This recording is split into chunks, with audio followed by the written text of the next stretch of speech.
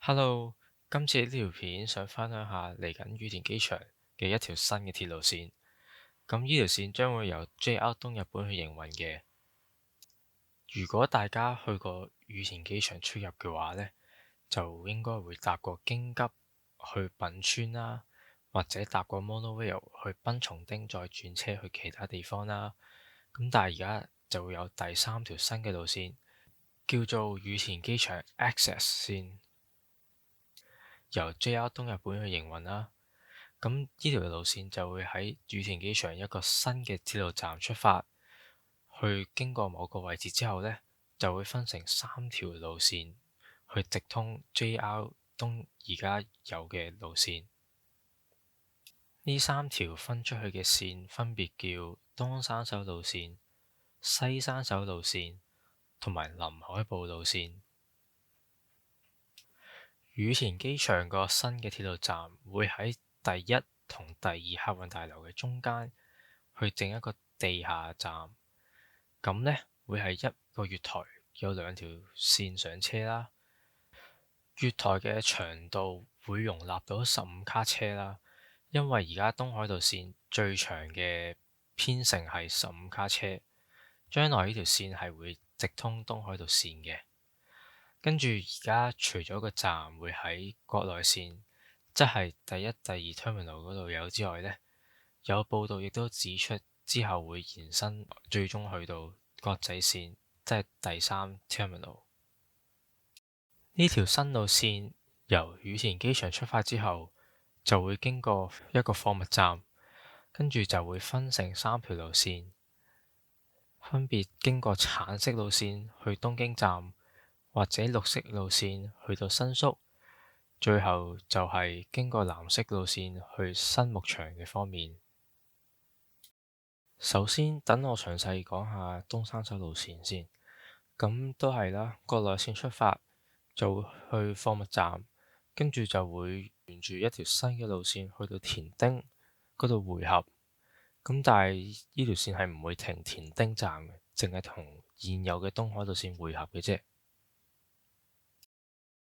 之後會一路揸到去東京站啦，去完東京站之後就會直通東海道線或者上野東京線，去到高崎或者宇都宮，甚至直通常盤線，又或者可以轉新幹線、東海道新幹線或者東北新幹線，甚至北陸新幹線去唔同嘅地方。咁詳細嘅資料直通到去邊係仲未有嘅方案嘅。呢張圖就解釋緊呢條新嘅 Access 線會喺田町站點樣匯合啦。咁佢會喺田町站向東京方面嘅月台頭嗰度呢，同現有嘅東海道線匯合。咁但係呢條線會係單線。跟住我會播一條片，再去 show 得清楚啲嘅。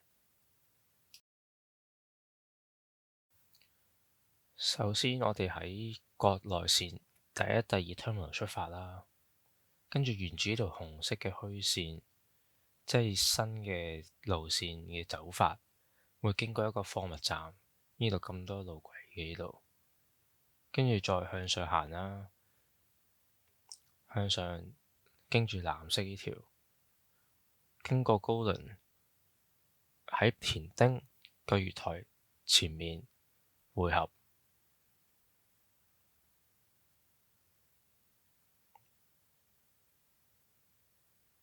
匯合咗之後，再沿住東海道線去到東京站咯，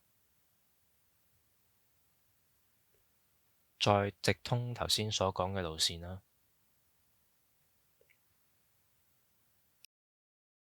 頭先所講啦，呢條路線會直通上野東京線啦。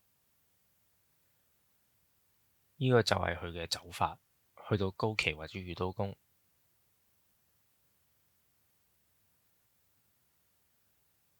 左邊分叉出去呢度終點就係高崎，右邊嘅終點就係宇都宮，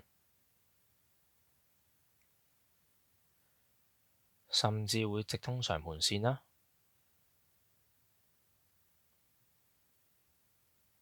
可以去成田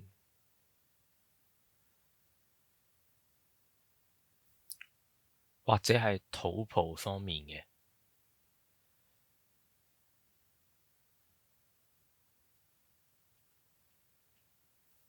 再唔係就喺東京站轉東海道新幹線啦，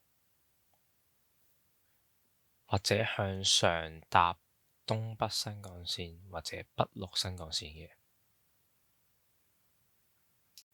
跟住就詳細講下西山手路線嘅走法啦。咁喺國內線出發之後呢，就會經過貨物站啦，都係跟住就會向左轉，喺大井町站之前嘅位置匯合，跟住再經現有嘅臨海線直通去大崎站啦，再直通旗津線去到新宿，最後新宿出發可以直通唔同嘅路線。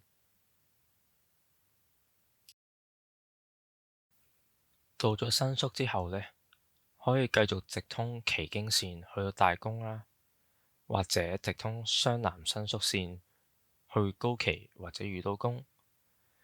第三個方案就係直通中央線快速去中野或者立川方面嘅，咁都係最後嘅直通方案去到邊度係仲未公佈嘅。經過呢個貨物站之後呢，我哋就會向左轉啦，整條新嘅路軌喺大井町同埋品川絲齋站中間匯合，呢個就係西山手路線啦。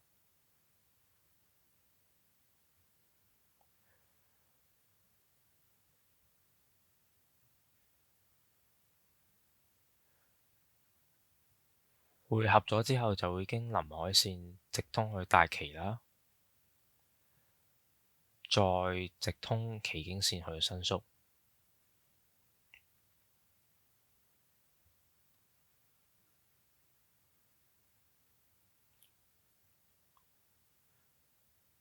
到咗新宿之後就會直通旗津線去大宮，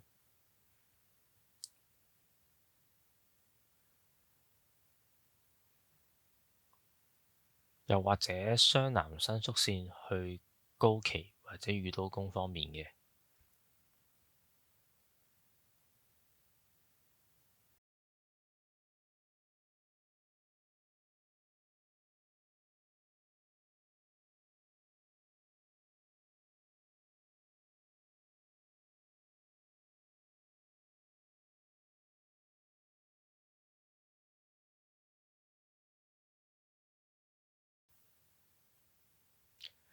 最後就係中央線快速啦，可以直通去到立川方面。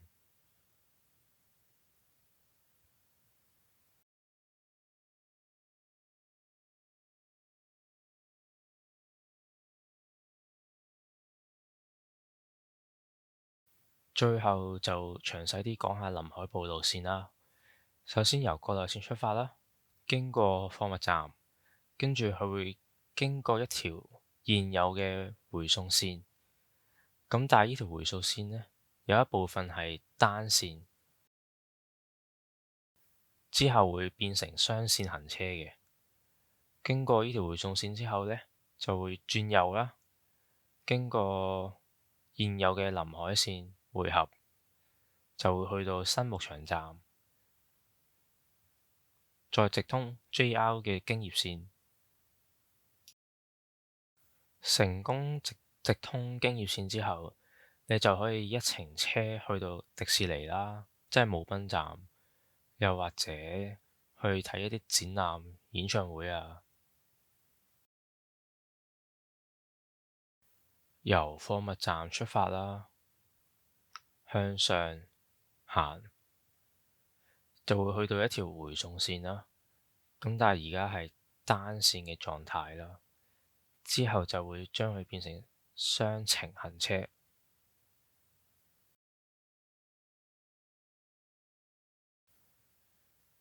經過回送線轉右，同現有嘅臨海線匯合啦，喺呢度再繼續佢嘅行程，去到新牧場站，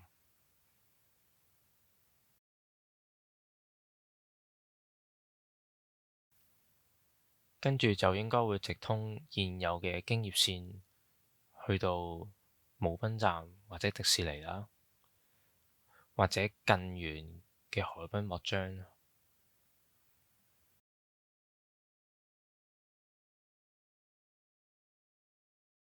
跟住有一條片會 show 下而家現有嘅臨海線點樣同新嘅 Access 線去匯合嘅。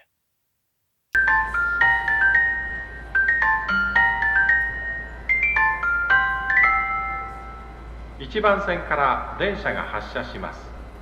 ドアが閉まります。ご注意ください。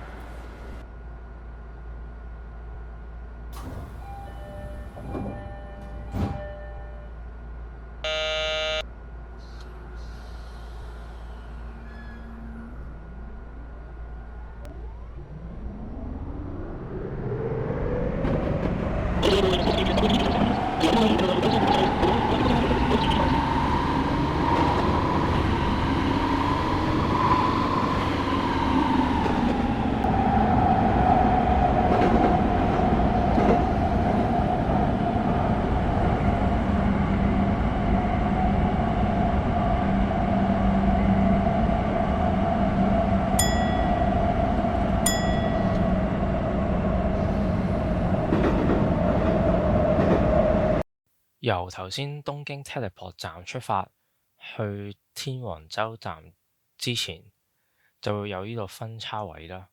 咁我哋嘅左邊分叉就係頭先所講嘅回送線，右邊先係正式嘅臨海線。